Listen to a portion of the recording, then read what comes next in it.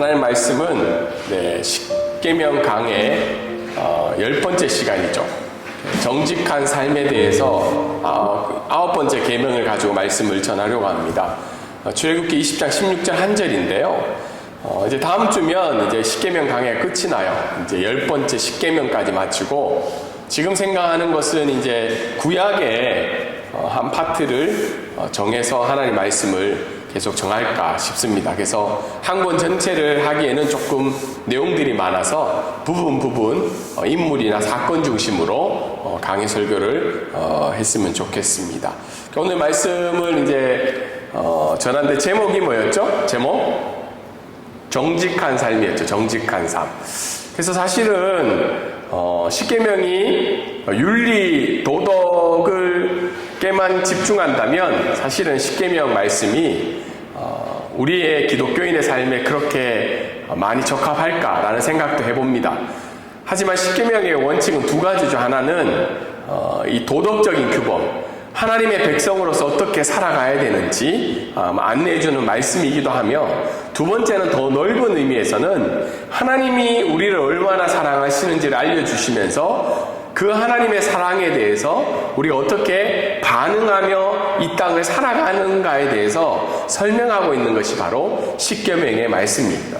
그래서 십계명을 단순히 그냥 이 땅에서 지켜야 될 도덕 윤리 규범으로만 우리가 생각한다면 이 말씀을 조금 잘 이해하지 못하는 부분이 있는 것 같고, 넓은 의미에서 왜 하나님이 다른 신을 섬기지 말라고 하셨는지, 왜 하나님이 너희의 부모를 공경하라고 하셨는지, 그 말씀의 이유에는, 배경에는 하나님을, 우리를 사랑하시는 그 사랑의 마음들이 있다는 겁니다. 그리고 그 마음에 대해서 우리가 합당하게 반응하는 내용들이 오늘 말씀 가운데 나타나고 있습니다. 정직한 삶에 대해서 오늘 말씀을 전하고자 하는데요. 오늘 9계명은 특별히 거짓 증거하지 말라는 말씀이죠. 이 말씀에 살펴볼 때 지금 요즘 대한민국은 한창 국정감사를 진행 중에 있습니다. 2023년. 그래서 우리 오건 성도님도 영향이 좀 있나요? 원래 오기로 했는데 저희 대사관은 안 오고 올해 안 오기로 했습니다. 아무튼 국정감사가 외교부도 영향을 받고 전 기관의 영향을 받죠. 국정감사하는 이게 시스템을 보면 증인으로 채택된 사람이나 이런 사람들이 들어오기 전에 뭘 하죠? 선서를 하죠. 선서가 뭔가요? 내가 진실을 이야기하겠다. 근데 국정감사하는 질의하는 사람들이나 대답하는 사람들의 그 내용들을 보면 어느 게 진실인지를 모르겠어요. 한쪽이 거짓말을 하고 있기 때문에 어때요? 내용이 다르죠. 질문하는 것도 거짓이 있을 수 있고 대답하는 것도 어떻게 해요? 거짓이 있다는 사실이죠. 그래서 국회 모욕죄도 있고 여러 가지 증인으로서 진실을 이야기하지 있지 않거나, 아니면 질문하는 사람들이 거짓 사실을 유포했을 때 모욕죄나 명예훼손죄로 고소가 되기도 하죠. 그래서 국정감사를 보면서 얼마나 우리 한국 사회가 진실성이 많이 결부되어 있는가를 볼 수 있는 일면의 모습들이 아닐까, 그런 생각을 하게 됩니다. 그래서 한국 사회를 이렇게 살펴보면, 물론 다른 나라에도 이런 부분이 분명히 있을 거라 생각하는데, 한국에 2022년도에 142만 건의 범죄가 있었다고 합니다. 범죄는 다양하죠. 여러 가지 범죄 중에서 가장 1등을 한 범죄가 뭐냐면 바로 사기 범죄라고 합니다. 사기죄. 다른 사람을 속이는 죄. 온라인이든 아니면 몇 년 전에 유명했죠. 전세 사기. 어쨌든 여러 가지 사기의 범죄들이 나타나는데 그 모든 범죄들 중에 사기죄가 어떻게 해요? 1위라는 거예요. 그만큼 한국 사회는 어떤 사회라는 거예요? 신뢰가, 진실성이 굉장히 부족한 사회 중에 하나라는 것을 이런 범죄를 통해서도 우리가 발견할 수 있습니다. 그래서 한국 사회에 좀 낯선 단어가 바로 진실성이죠. 진실성. 얼마나 사람 사이가 진실한가, 그런 부분에 있어서 오늘 말씀이 우리 한국 사회와 우리의 삶 가운데 던져주는 면이 있다고 생각합니다. 그래서 오늘 9계명은 내 이웃에게 거짓 증거하지 말라는 말씀이 있지만, 이 말은 거짓말을 하는 것뿐만 아니라 어떻게 해요? 모든 방면에서 거짓말을 뛰어넘어서 어떻게 해요? 진실한 삶을 살아가야 한다는 것을 가르치고 있는 말씀이 오늘 말씀입니다. 그냥 내가 거짓말하지 않았어, 그래서 나는 9계명을 지켰어, 이런 뜻이 아니라 9계명은 거짓말하지 않는 것을 뛰어넘어서 어떻게 해요? 나의 말과 글과 모든 행동에 있어서 진실한 삶을 살아가라고 이야기해 주는 것이 바로 오늘 우리에게 주신 말씀입니다. 왜 진실해야 될까요? 그것은 바로 하나님이 우리에게 보여주신 사랑이 늘 진실하기 때문에 우리가 그 사랑에 대한 반응으로 9계명도 이해를 해야 한다는 겁니다. 첫 번째, 오늘 이 말씀을 통해서 알 수 있는 것은, 넘어가지 않네요. 알 수 있는 것은 정직한 삶은 자신과 이웃을 위해 거짓 증거하지 않는 삶이라는 겁니다. 오늘 말씀, 첫 번째 말씀 한번 읽어볼까요? 자, 시작. 거룩한 삶은 자신과 이웃을 위해 거짓 증거하지 않는 삶입니다. 첫 번째는, 정직한 삶의 첫 번째는 거짓 증거하지 않는 삶이라는 거예요. 그러면 거짓말이 뭐냐? 거짓말을 정의를 내려야 되잖아요. 여러 책들을 보니까 이렇게 정의가 되어 있어요. 자신이 거짓으로 믿는 것을 어떻게 해요? 내가 생각이 어떻다는 거예요? 저 거짓이야. 그 믿는 것을 어떻게 해요? 나의 말과 나의 글로 긍정하는 거라고 해요. 나는 저것을 거짓으로 생각하고 있는데 그것을 내 글과 말에는 어떻게 해요? 진짜라고 이야기하는 거죠. 그래서 그로 말미암아 다른 사람에게 피해를 입히는 것을 거짓말이라고 이야기합니다. 예를 들어서 이런 거죠. 우리 아들, 딸들이 왔는데, 오늘 예를 들어서 아침에 일어났어요. 그래서 아빠 안녕하세요 했는데, 내가 생각하기에는 우리 아들, 딸들이 어떻게 해요? 오늘 그렇게 잘생겨 보이지 않는데, 아름다워 보이지 않는데, 어떻게 내 마음은 안 잘생기고 안 예쁜 걸로 판단을 내렸어요. 근데 내 입으로는 어떻게 얘기해요? 아, 오늘 너 괜찮다. 이게 거짓말이라는 거죠. 그런데 내 마음에 어떻게 해요? 아, 예쁘다, 멋있다라고 생각했는데 내 입으로는 어떻게 해요? 내 입으로 안 잘생겼다, 안 예쁘다라 얘기하는 것도 거짓말이라는 거예요. 그래서 마음에 생각하는 것과 말로 나오는 것이 일치하지 않는 것을 거짓말이라고 하는 거죠. 더 나아가서는 그 거짓말로 말미암아 어떻게 해요? 다른 사람에게 피해를 입히는 것까지 거짓말이라고 합니다. 왜 거짓말은 이렇게 잘못된 것이냐면, 첫 번째는 이웃의 명예를 훼손한다는 거예요. 그러니까 다르게 이야기해서 다른 사람을 어떻게 해요? 명예를 훼손하는 행위, 다른 사람의 선한 명예를 잘못된 것으로 훼손하는 경우들이 있죠. 그래서 우리가 오늘 앞에서 설명한 것이 국정감사 이런 걸 보면 명예훼손이 굉장하잖아요. 그 사람이 그래서 어떤 사람들은 어떻게 해요? 청문회를 나가고 싶지 않은 이유가, 청문회를 나가면 어떻게 모든 것들이 진실과 거짓이 섞여서 자신의 삶이 어떻게 해요? 완전 망가지게 되는 경우로 가고 있는 거죠. 두 번째는 거짓은 어떻게 해요? 이웃의 이익을 방해하는 행위라는 거예요. 나의 거짓말로 말미암아 다른 사람들의 유익과 이익에 방해가 되는 일들이 거짓말이라고 이야기를 하고 있습니다.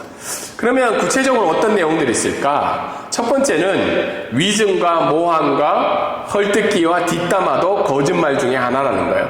저기 그림에 보면 어떻게 되어 있어요? 선서하고 있지만 코가 얼마만큼 가 있어요? 코끼리 코가 저만큼 가지고 있는 거죠. 그러니까 거짓말로 말미암아 어떻게 해요? 위증하고 모함하고 헐뜯고 뒷담화로 말미암아 다른 사람의 명예를 훼손하게 되고 다른 사람의 이익을 어떻게 해요? 방해하게 된다는 거죠. 위증과 모함은 뭐 그런 대로 이해가 돼요. 맞죠? 그건 좀 심각하고 무겁기 때문에. 근데 헐뜯는 말, 뒷담화 어떻게 해요? 그것도 거짓말이라는 거예요. 다른 사람의 명예를 훼손할 수 있고 다른 사람의 이익을 방해할 수 있는 것 중에 하나입니다.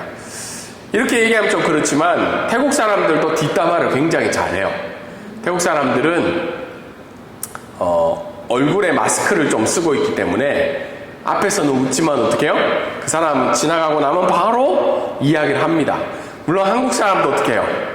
뒷담화를 굉장히 잘하죠. 그래서 뒷담화 대회 열면 태국 사람하고 한국 사람하고 경쟁을 할 수 있을 것 같아요. 왜 뒷담화도 거짓말일까요? 뒷담화로 말미암아 어떻게 해요? 그 사람에 대한 편견을 가지게 되고 그 편견으로 말미암아 그 사람에 대한 합당하지 않는 판단으로 그 사람의 명예를 실추하게 되고 어떻게 해요? 그 뒷담화로 말미암아 그 사람이 누려야 할 것들을 누리지 못하게 하기 때문에 뒷담화도 거짓말이라고 이야기를 하고 있습니다. 왜냐하면 이 모든 것들은 진실을 훼손하는 행위이기 때문이죠. 그래서 우리는 성경은 선의의 거짓말을 허용하지 않는다는 거예요. 영어로는 뭐죠? white lie. lie인가요? 네. white lie죠. 선의의 하얀 거짓말은 없다는 거예요. 근데 성경을 우리가 읽다 보면 성경에도 거짓말하는 경우들이 있어요. 예를 들어서 애굽의 산파들이었죠. 다르게 얘기해서 모세가 태어나던 시절이 어떻게 해요? 애굽 왕이 요셉을 알지 못해가지고 히브리 민족들이 강성한 것을 두려워해서 남자아이를 죽이라고 하죠. 그때 이 애굽에 있던 이스라엘 산파들이 어떻게 해요? 거짓말을 하죠. 왕이시여, 애굽 히브리인들의 여인들은 너무 건강해가지고 어떻게 해요? 가기도 전에 이미 아이를 낳았습니다 하면서 그 거짓말로 그 아이들을 숨겨주는 행위들이 있었죠. 근데 성경을 읽다 보면 이런 여러 가지 일들이 있는데 우리가 좀 고민이 되는 부분은 그건 생명을 살리는 좋은 일이지 않냐. 우리가 작게는 어떻게 해요? 다른 사람을 기분 좋게 하려면 내 마음의 진실을 이야기하기보다는 그 사람이 기뻐하는 이야기를 해주는 것이 좀 더 필요하지 않냐. 어떤 조사에 보면 대학생들, 우리나라 대학생들이 하얀 거짓말, 선의의 거짓말이 필요하다고 인간관계에서 필요하다고 이야기하는 게 70%가 넘는다고 해요. 그러니까 대부분의 사람들은 뭐죠? 선의의 거짓말이 필요하다는 거죠. 이 세상을 살아가기 위해서. 근데 성경은 원칙적으로는 거짓말은 죄라고 이야기를 하고 있다는 거예요. 왜? 하나님이 그 거짓말을 칭찬하고 있지 않고 있기 때문이죠. 그래서 성경을 읽어보면 이런 애굽의 산파의 이야기를 볼 때 하나님이 그 애굽 산파의 행동에 대해서 칭찬을 하고 있을까요? 안 하고 있을까요? 칭찬하고 있지는 않습니다. 그러면 어떤 이렇게 이 일이 일어났냐? 우리가 고백할 수 있는 것은 비록 애굽의 산파들은 거짓말을 했지만 하나님의 강력하신 주권으로 말미암아 그 일들을 이루어가고 있다는 거예요. 다르게 이야기해서 우리가 어떤 상황이 생겼을 때 거짓말을 하면 이 상황을 넘어갈 수 있을 것 같고 거짓말을 하지 않고 정직 진실을 얘기했을 때 이 상황이 위기가 올 거라는 판단이 들 때가 있잖아요. 근데 그 판단은 누가 하는 거예요? 앞으로 일들이 일어날 것에 대한 판단은 내가 하는 거죠. 근데 이 부분에 대해서 성경은 틀렸다고 하는 거예요. 내가 거짓말로 그 위기를 넘어설 것 같은 판단보다는 이 모든 것들을 다스리고 있는 하나님의 주권이 더 높다는 거예요.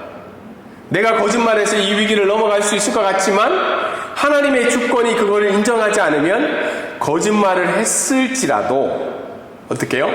그것이 탄로가 난다는 거예요. 그런데 내가 진실을 얘기함으로 말미암아 어떻게 해요? 이것을 감당해야 되는 어려움이 찾아올 것 같지만 하나님의 주권 속에서는 그것이 좋은 결과로 나타날 수도 있다는 겁니다. 왜냐하면 우리가 그 일을 어떻게 진행될지에 대해서 우리는 알 수가 없기 때문이죠. 그리고 이 선의의 애굽 산파에 대해서는 우리가 지켜봐야 될 것은 애굽 산파가 그 순간 지혜를 가지고 거짓말했기 때문에 넘어간 것이 아니라 약속하신 요셉과 언약하시고 아브라함과 언약하신 그 하나님의 끝까지 살아가시는 그 하나님의 은혜가 그 백성을 어떻게 해요? 그 백성을 지켜 나아가고 있다는 겁니다. 그래서 우리가 이걸 생각해 볼 때 선의의 거짓말은 어떻다는 거예요? 하나님이 기뻐하시지 않는다는 겁니다. 그래서 우리가 어떤 상황이 찾아올 때 하나님 앞에 지혜를 구하면서 진실된 대답을 어떻게 지혜롭게 할까를 구하는 것이 우리의 의무라고 이야기할 수 있습니다. 그리고 거짓은 왜 정직한 삶은 거짓 증거를 하지 말아야 되냐면 거짓은 또 다른 죄와 연결이 되기 때문이죠. 다르게 얘기해서 거짓은 늘 도둑질이랑 연결이 되어 있어요. 거짓은 어떻게 해요? 다른 사람의 마음을 도둑질하든지 아니면 실제적으로 그 말들이 커져서 다른 사람의 것을 빼앗게 되는 도둑질로 연결이 되고 심지어는 어떻게 돼요? 그 작은 거짓말이 마지막에는 살인으로까지 가게 되는 중대한 범죄까지 연결이 된다는 겁니다. 그래서 잠깐의 나의 회피를 위한 거짓말은 그 거짓에서 그치는 것이 아니라 다른 죄와 연결이 되기 때문에 하나님이 기뻐하시지 않는다는 겁니다. 두 번째 오늘 말씀은 뭐죠? 우리 한번 읽어볼까요? 시작. 정직한 삶은 언제든지 진실을 말하는 삶입니다. 우리 태국말로 한번 읽어볼까요? 시작. 지위티 스사크 지위티 버ความจริง 삼모. 정직한 삶은 어떻게 해요? 언제든지 진실을 말하는 삶이야. 거짓말을 하는 것을 그쳐서 어떻게 해요? 진실을 말해야 되는 삶이라는 거예요. 이게 이해가 좀 되세요? 거짓말 하지 않는 것은 좀 수동적이죠. 그리고 때로는 거짓말 하지 않기 위해서 어떻게 해요?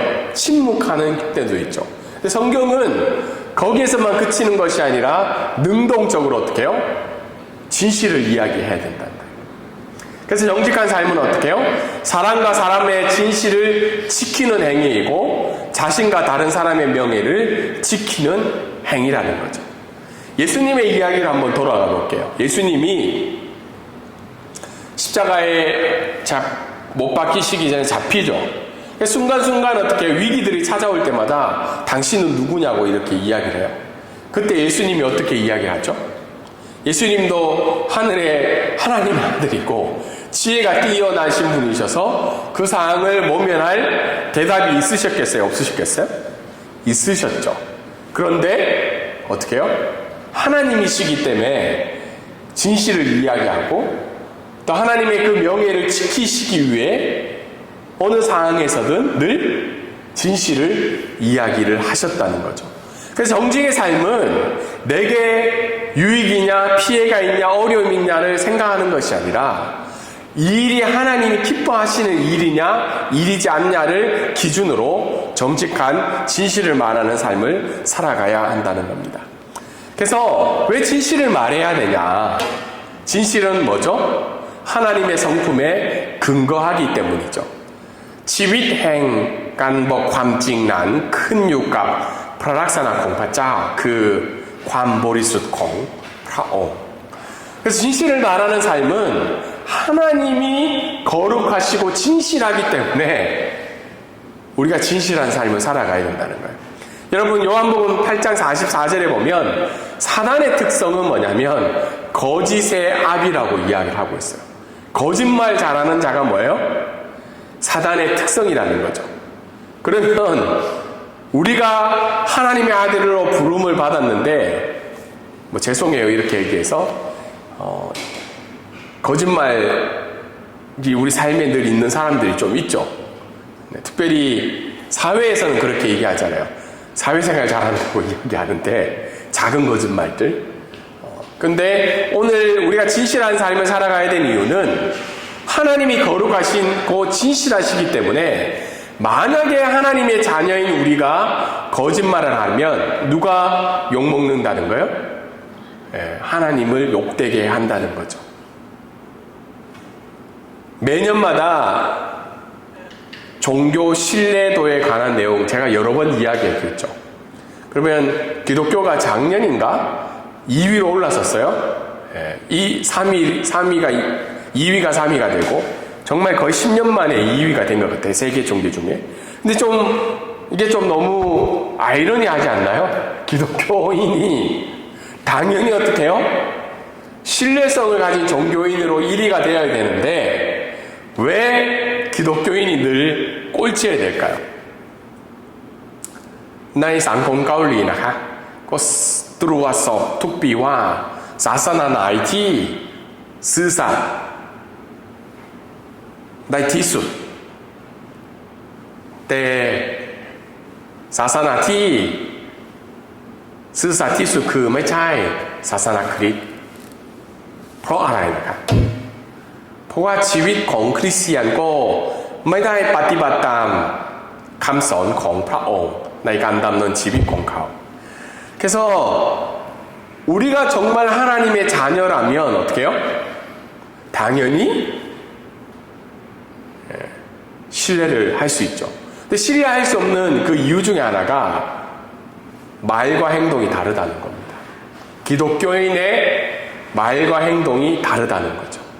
다르게 얘기해서 믿는 것과 행동하는 것이 다르기 때문에 기독교인을 신뢰할 수 없다는 겁니다. 그래서 우리는 오늘 이 말씀을 통해서 알 수 있는 것은 정직한 삶을 위해서 우리가 날마다 기도해야 돼요. 기도. 첫 번째는 뭐죠? 진실을 말할 입.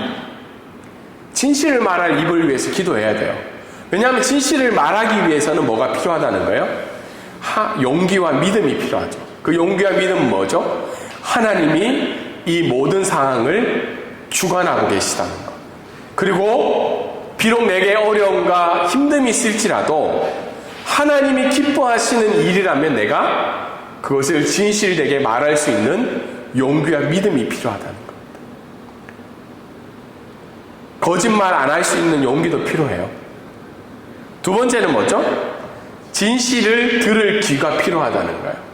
여러분 지금 얼마나 많은 사람들이 거짓을 이야기하고 있는지 몰라요.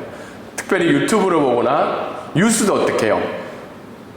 뉴스 회사마다 자기의 정치 신념에 따라서 이야기하는 것들이 너무 다르잖아요. 그래서 어떤 목사님은 이렇게 이야기하고 있어요.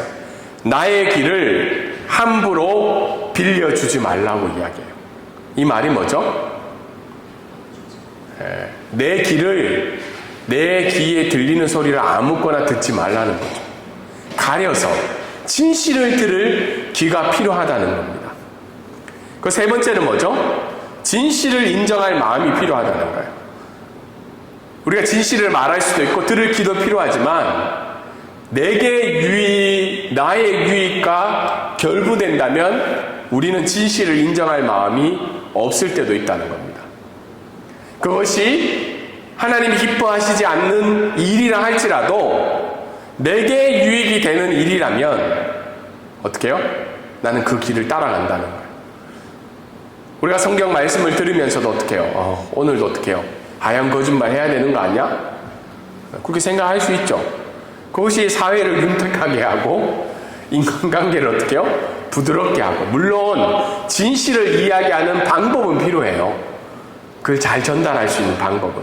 그런데 하얀 거짓말, 선의의 거짓말은 나의 유익과 다른 사람의 유익을 위한 선의의 거짓말은 인정할 수 없는 마음이 우리 가운데 있을 수 있다는 겁니다. 그래서 오늘 말씀의 마지막을 살펴보면 어떻게 해요? 우리의 삶은 어떻게 해요? 세상과 빛과 소금의 삶이기 때문에 정직한 삶을 살아가야 된다는 거예요. 2025년 한국 교회 트렌드가 있어요.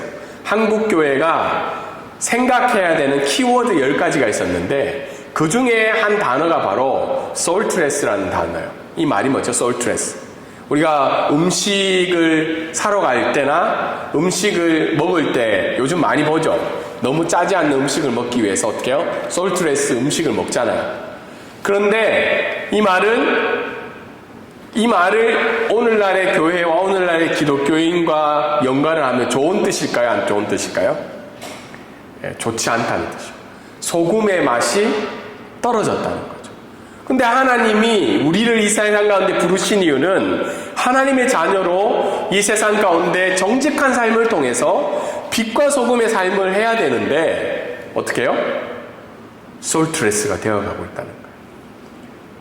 여러분, 솔트, 그러니까 빛과 소금의 삶은 매주 교회에 와서 예배드리고 어떻게 해요? 헌금을 드리고 봉사한다고 솔트의 삶이 되는 것이 아니라 우리의 일상 가운데 어떻게 해요? 하나님의 거룩하심을 따라서 하나님의 진실하심을 따라서 나의 말과 행동 속에서 어떻게 해요? 빛과 소금이 나타나야 된다는 거예요. 그 중에 하나가 뭐예요? 거짓 증거하지 않고 진실한 말을 하는 삶이 빛과 소금의 삶이라는 겁니다. 저희 어머니한테 옛날에 한번 들은 적이 있었는데 예전에 한 50년 전에 저희 50년 넘었네 60년 전에 저희 어머니가 어렸을 때 마을에 이렇게 슈퍼가 있잖아요. 동네 구멍가게. 거기에는 그때는 이제 외상들이 있던 시절이었는데 어느 교회에 다니는 사람이라고 얘기하면 외상을 기쁨으로 주던 시절이 있었대요. 왜냐하면 그만큼 어떻게 해요? 기독교인은 신뢰할 수 있다고 생각했으니까. 한 50년, 60년 전에는. 근데 지금은 어때요? 지금 어디 가서 내가 우리 교회는 뭐 작으니까 방콕 브리치 교회 다니는데 어떻게 좀 외상이 되겠냐고 얘기하면 어떻게 해요? 더 기독교인이라서 믿을까요? 더 잘 믿지 않을까요? 우리의 삶을 한번 점검해 볼 필요가 있다는 거예요. 빛과 소금으로 정직한 삶을 살아가고 있는지, 진실을 말할 용기가 우리 가운데 있는지 우리 삶을 이야기해 보기를 원합니다. 특별히 우리의 뭐 윤리적인 부분도 있지만 하나님을 모르는 삶은 천국에 갈 수 없다는 그 진실을 우리가 지혜롭게 이야기할 수 있는 용기가 필요하다는 겁니다. 그리고 하나님이 기뻐하시지 않는 것에 대해서, 죄에 대해서 우리가 진실을 말할 용기가 우리 가운데는 필요하다는 겁니다. 말씀을 적용하면 우리의 삶에서 어떻게 해요? 거짓된 말과 행동이 사라지게 해달라고 기도해야 돼요. 오늘도 한번 삶을 뒤돌아볼게요. 혹시 거짓된 말과 행동이 우리 가운데 있진 않았습니까? 아니면 특별히 우리가 살아가고 있는 직장과 우리 가정 속에서 거짓말과 행동이 늘 우리 가운데 있지는 않았습니까? 나아가서 두 번째는 뭐죠? 우리의 삶에서 진실을 말할 입과 들을 귀와 인정할 마음을 허락하는 기도를 날마다 해야 된다는 겁니다. 그냥 내가 오늘 말씀드렸어 내일 진실을 얘기할 거야 이게 아니라 날마다의 삶들 가운데 어떻게 해요? 진실을 말할 입과 들을 귀와 인정할 마음을 하나님께서 허락해달라고 기도하며 우리의 진실한 삶을 통해서 이 세상 가운데 빛과 소금의 역할을 감당하는 저와 여러분의 삶이 되기를 주님의 이름으로 소망합니다. 아멘.